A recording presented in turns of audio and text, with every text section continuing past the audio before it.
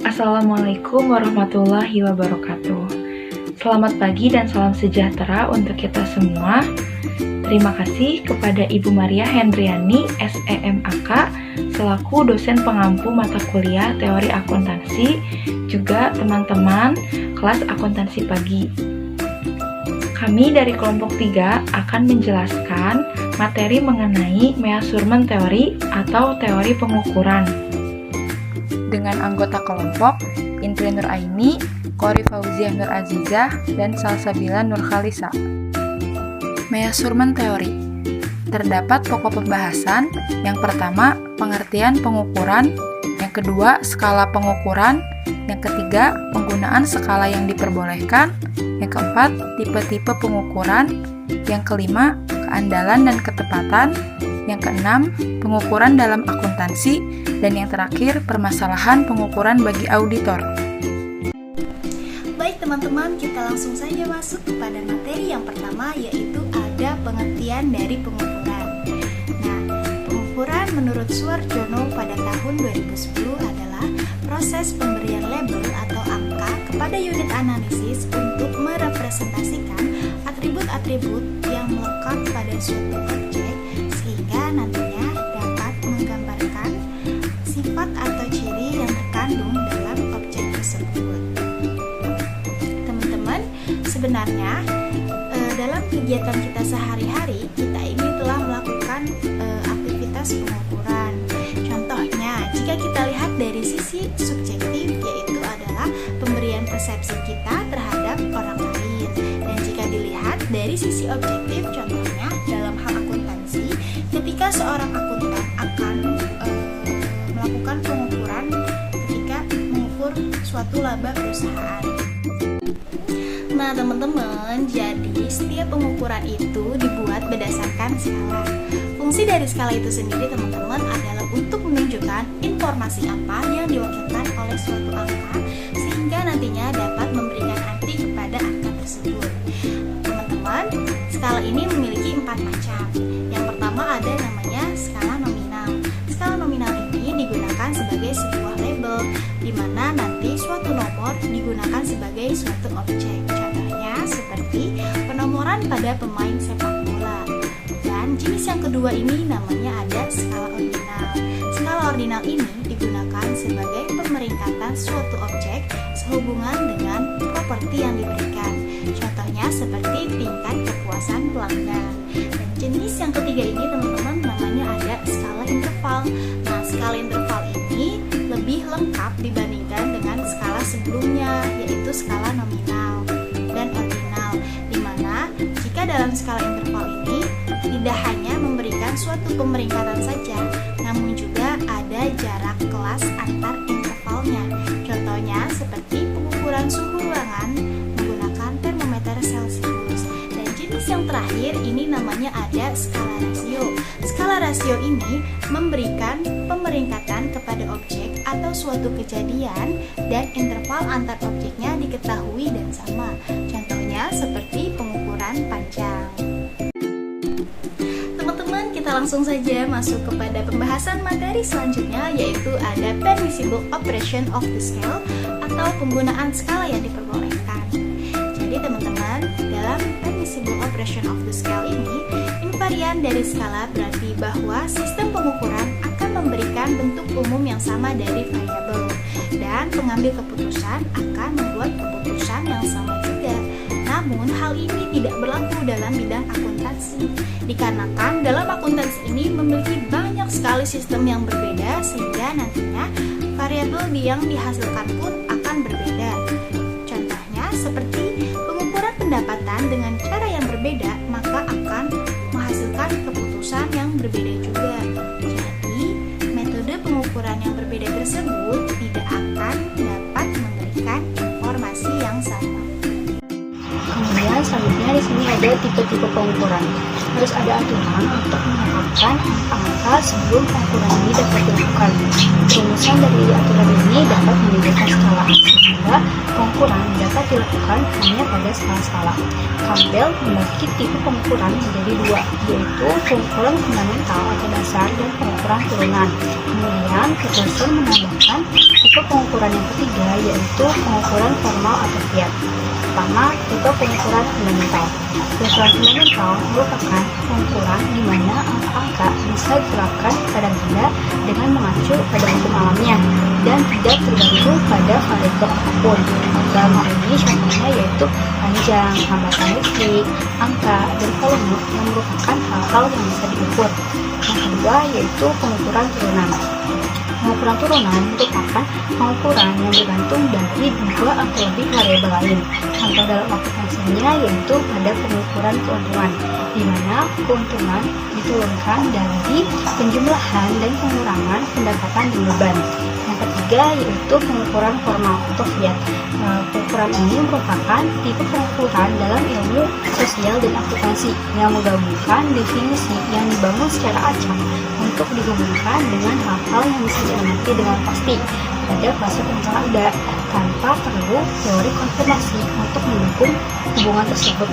Contoh dalam akuntansinya yaitu kita tidak bisa mengetahui bagaimana cara untuk mengukur konsep keuntungan secara langsung, melainkan terdapat variabel seperti pendapatan, beban, laba, dan kerugian yang bisa kemudian dihubungkan dengan konsep keuntungan, sehingga kita bisa mengukur keuntungan secara tidak langsung.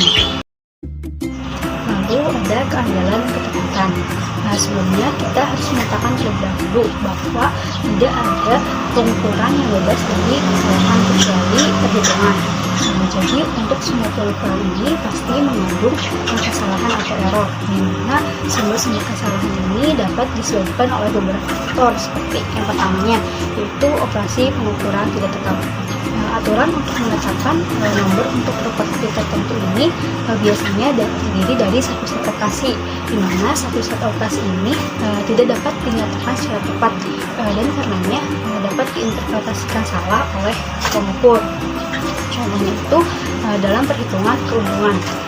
Dalam perhitungan keuntungan ini melibatkan beberapa operasi seperti klasifikasi biaya dan alokasi aset-aset dan biaya-biaya yang sering diinterpretasikan berbeda oleh akuntan yang berbeda. Yang kedua yaitu pengukur, di mana pengukur ini mungkin salah dalam menafsirkan aturan sehingga menjadi bias atau salah, atau menerapkan dan membaca instrumen itu dengan tidak benar.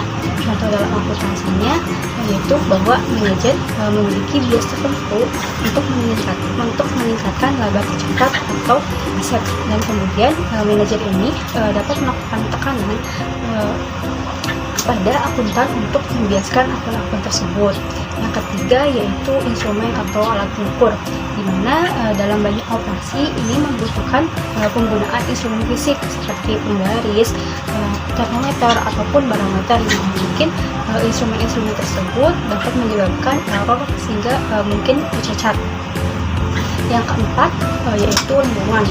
Pengaturan di mana operasi dilakukan pengukuran ini dapat mempengaruhi hasilnya. Contoh dalam akuntansinya yaitu tekanan dari manajemen.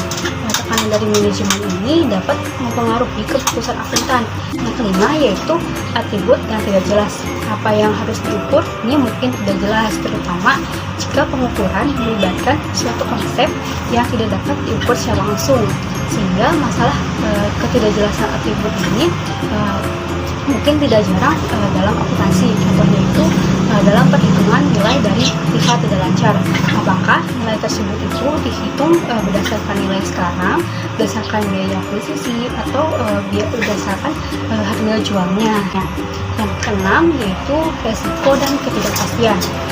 Hal ini berkaitan dengan distribusi pengembalian aset nantinya. Jika semua pengukuran kecuali menghitung secara inheran dapat menyebabkan kesalahan, maka yang dibutuhkan yaitu untuk menetapkan batas-batas kesalahan yang diterimanya. Jika pengukurannya masih dalam batas-batas yang wajar, maka hal ini dapat dianggap benar dan adil dalam hal akuntansi. standar pengukuran yang ada. Tugasnya keamanan menggabungkan dua aspek, yaitu ketepatan dan kepastian pengukuran serta kelengkapan yang secara meyakinkan mewakili sehubungan dengan transaksi ekonomi dan berbagai peristiwa yang mendasarinya. Nah, kemudian dalam pengukuran ini dikenal dengan adanya istilah presisi. Istilah presisi ini mungkin sering digunakan dalam dua konteks. Yang pertama yaitu mungkin merujuk kepada suatu angka. Kemudian yang kedua yaitu yang berkaitan dengan operasi pengukuran. Dalam hal ini berkaitan dengan tingkat penyempurnaan dari operasi atau belajarnya serta persetujuan hasil antara operasi pengukuran yang digunakan berulang kali yang digunakan pada pengukuran tersebut. Lalu ada pengukuran yang akurat. Meskipun prosedur pengukuran ini mungkin sangat mudah serta memberikan hasil yang sangat akurat, tapi belum tentu menghasilkan hasil yang akurat. Konsistensi, ketepatan, dan keandalan ini tidak secara signifikan berkaitan dengan keakuratan. Mengapa? Karena alasannya akurasi berhubungan dengan seberapa dekat pengukuran menuju nilai yang sebenarnya dari atribut pengukuran tersebut. Permasalahan lainnya dalam banyak pengukuran ini yaitu bahwa nilai yang sebenarnya ini tidaklah diketahui, sehingga untuk menentukan keakuratan dalam aplikasinya maka kita perlu tahu atribut apa yang perlu kita ukur untuk mencapai tujuan pengukuran tersebut. Pengukuran dalam akuntansi. Perhitungan yang paling mendasar dalam ilmu akuntansi adalah perhitungan modal dan laba. Modal dinilai berasal dari transaksi dan penilaian ulang atau revaluasi yang terjadi di pasar modal. Sedangkan laba berasal dari perbandingan dari beban dan pendapatan, juga perubahan modal dalam suatu periode akuntansi. Modal dapat dinilai dan dihitung dengan berbagai cara, contohnya historical cost, operasional, keuangan, dan nilai wajar. Standar internasional lebih banyak memanfaatkan konsep dari nilai wajar. Perubahan ini lebih fokus pada penilaian neraca atau balance sheet yang mengalihkan akuntansi dari perhitungan alokasi laba yang sederhana dan lebih menekankan pada relevansi untuk realita komersil dan juga untuk pengambilan keputusan oleh investor dibandingkan dengan keandalannya. Pengukuran dalam akuntansi masuk ke dalam kategori pengukuran turunan untuk modal dan keuntungan. Modal berasal dari net fair value, aktiva dan kewajiban, yang berarti kita harus mengukur terlebih dahulu nilai dari modal awal, kemudian jumlah penghasilan yang diterima, jumlah modal yang digunakan, dan perubahan nilai wajar aktiva bersih. Peningkatan modal selama periode yang akan datang akan mengukur jumlah laba dari berbagai macam sumber, termasuk dari operasional dan penilaian kembali aktiva setelah disesuaikan dengan pemasukan modal baru atau pembayaran dividen. Nilai wajar aktiva bersih disajikan kembali, maka akan merupakan modal awal pada periode berikutnya. Sebaliknya, pendekatan pengukuran yang dilakukan sebelum pengenalan standar akuntansi internasional, di mana pendapatan yang diterima disesuaikan terhadap aset bersih yang digunakan dalam suatu periode. Dan jika pendapatannya lebih besar dari penggunaan modal bersih, maka kita akan mengalami peningkatan modal. Keuntungan tidak diperoleh sampai modal awal dari biaya historis itu dipertahankan dan laba direalisasikan, sehingga modal selalu dinyatakan sebesar harga perolehan dan perubahan dalam aktiva bersih itu tidak dianggap sebagai keuntungan. International Accounting Standard Board atau IASB telah mengambil pandangan bahwa globalisasi bisnis mendukung kebutuhan untuk suatu standar akuntansi yang akan digunakan di seluruh dunia untuk menghasilkan informasi keuangan yang sebanding. Hal ini yang menyebabkan dua perkembangan penting dalam standar akuntansi internasional sebagai sinyal melalui standar akuntansi seperti IAS nomor 39 atau AASB nomor 139 instrumen keuangan. Pengakuan dan pengukuran, kemudian IASB atau FASB, proyek bersama mengenai pelaporan keuangan yang menyatakan yang pertama bahwa pengukuran laba dan pengakuan pendapatan harus dihubungkan dengan pengakuan yang tepat waktu. Yang kedua itu bahwa pendekatan nilai wajar harus diadopsi sebagai prinsip pengukuran kerja. Selanjutnya adalah masalah pengukuran bagi auditor. Poin pertama yaitu fokus pengukuran laba telah bergeser dari pendapatan dan beban yang cocok untuk menilai perubahan nilai wajar aktiva bersih. Contohnya, pengakuan kerugian penurunan nilai. Di sini, ketika keuntungan ditentukan dengan cara mencocokkan transaksi pendapatan dan beban untuk suatu periode, auditor dapat berkonsentrasi pada pengumpulan bukti bahwa transaksi tersebut telah ditangani dengan tepat oleh sistem akuntansi klien. Namun, ketika keuntungan berasal dari perubahan nilai wajar, pertanyaan yang lebih sulit itu muncul untuk auditor saat mengumpulkan bukti pada perkiraan manajemennya. Contohnya, salah satu aspek untuk mengukur keuntungan dengan menilai perubahan nilai wajar aktiva bersih yang ditangani oleh Standar Akuntansi International Accounting Standard nomor 36 atau AASB, yaitu Australian Accounting Standard Board nomor 136, di mana pernyataan ini mensyaratkan penurunan nilai aktiva diakui sebagai rugi penurunan nilai. Manajemen entitas diperlukan untuk menilai pada tanggal laporan apakah ada indikasi bahwa aset mungkin terganggu. Kemudian, poin kedua, auditor harus menentukan apakah manajemen telah membuat penilaian yang tepat dan masuk akal. Di sini, audit bimbingan standar internasional untuk kerugian penurunan nilai audit dan perkiraan nilai wajar terdapat dalam International Standard Accounting nomor 540, di mana auditor diharuskan untuk mengumpulkan bukti untuk menilai jika manajemen telah mengikuti standar akuntansi yang tepat dan jika jumlah yang diakui itu sebagai kerugian penurunan nilai yang wajar. Untuk melakukan hal ini, auditor harus menentukan apakah manajemen telah memilih metode penilaian untuk aset tertentu yang sesuai dan masuk akal.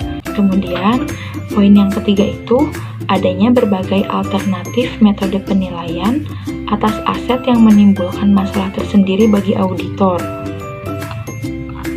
Di sini terdapat banyak cara penilaian aset yang dapat diterima oleh auditor jika memenuhi persyaratan. Yang pertama itu, metode penilaian diaplikasikan secara tepat dan konsisten. Yang kedua, menggunakan asumsi yang beralasan. Yang ketiga, data yang digunakan untuk penilaian tersebut adalah valid. Tetapi pada prakteknya, auditor kadang menerima tekanan dari manajer perusahaan auditi untuk menerima metode penilaian atas aset perusahaan tersebut. Jika tidak, maka auditi akan mencari auditor yang lainnya. Masalah lain yang muncul adalah audit atas biaya historikal seperti standar biaya persediaan. Sekian penjelasan yang dapat kami sampaikan. Terima kasih kepada teman-teman yang sudah menyimak dan menonton video dari kelompok kami. Wassalamualaikum warahmatullahi wabarakatuh.